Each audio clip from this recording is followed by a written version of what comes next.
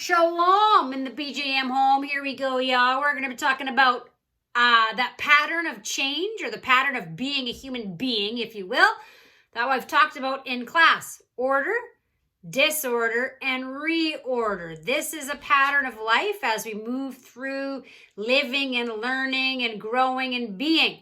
I have you doing this with your assignment for worldview right now, where we're looking at individuals who have taken whole communities through this cycle. Now, remember, order is the what is seen as right at the time. So if you're doing something, say in Martin Luther King's time, that during a time of segregation, what was seen as normal was separating colored people from white people, which is a load of hooey.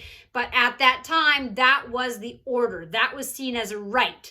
That some people were better than other people, that there's this whole paradigm, this whole way of thinking that was seen as right. Doesn't mean that it is right, but at that time it was seen as right. So that is whatever the current paradigm is at the time of the person you are researching. So you have to look at what was the type, when were they living? What was life like when they were living? What were their cultural values? What were the things they were teaching as right, even if they weren't?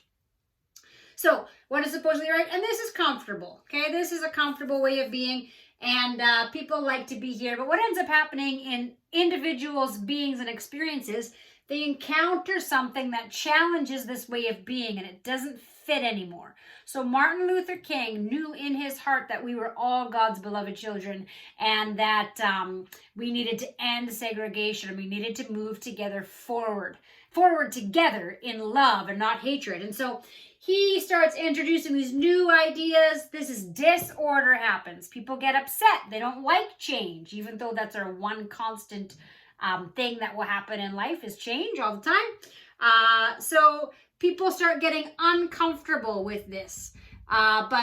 So Martin Luther King and individuals that have moved forward challenging the paradigm. So Jesus does this as well. Jesus says no more about tribes and who's in and who's out. Everybody is in and everybody is loved. And that went against first century Palestine.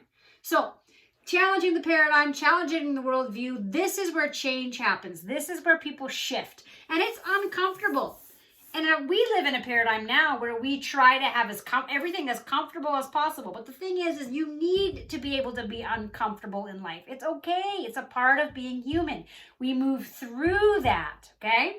So this is kind of an uncomfortable place to be, and that's okay. That's how change happens, is being comfortable with being uncomfortable for some parts of our lives. So there's this challenging that happens, and then what ends up happening over time is there's a reorder. There's a new way of seeing, a new way of being, where segregation isn't anymore. As they started to desegregate schools and things like that, we see new ways of being, new ideas of what is right. And hopefully that idea can be, what does right actually even mean? What does that even look like? And can I be willing to question and to look at how I see and how my world is and how my culture is? So searching for remaking this idea of comfortable. And maybe that idea of comfortable is being okay with being uncomfortable sometimes, being comfortable with being uncomfortable at different times. So when you're researching your person, in the time that they were alive, what was normal? What did normal look like? What was seen as right at that time, even if it's not? Then what did they do to challenge that order? What are specific things they did? What are specific things they said? What are different new values that they proposed that this old order wasn't working? And then what kind of a reorder happened? What changed? What shifted? What new movements started? What new ways of being and new ways of seeing?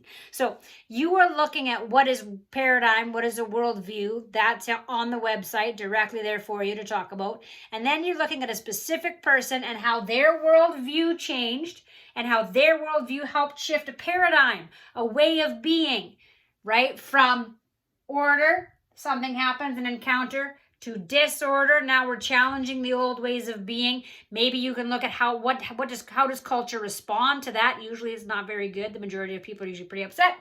And then what is a new way of being that you're seeing? Now, This is a pattern of life for culture. This is a pattern of life for us individually. We go through this. Even moving from elementary school to high school is a little mini one of these.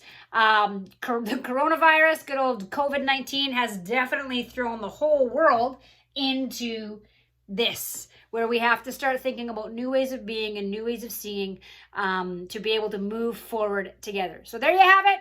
I hope that clarifies some things. Get into it, man. Take a look at those people and see how they shifted their worlds. Grace and peace.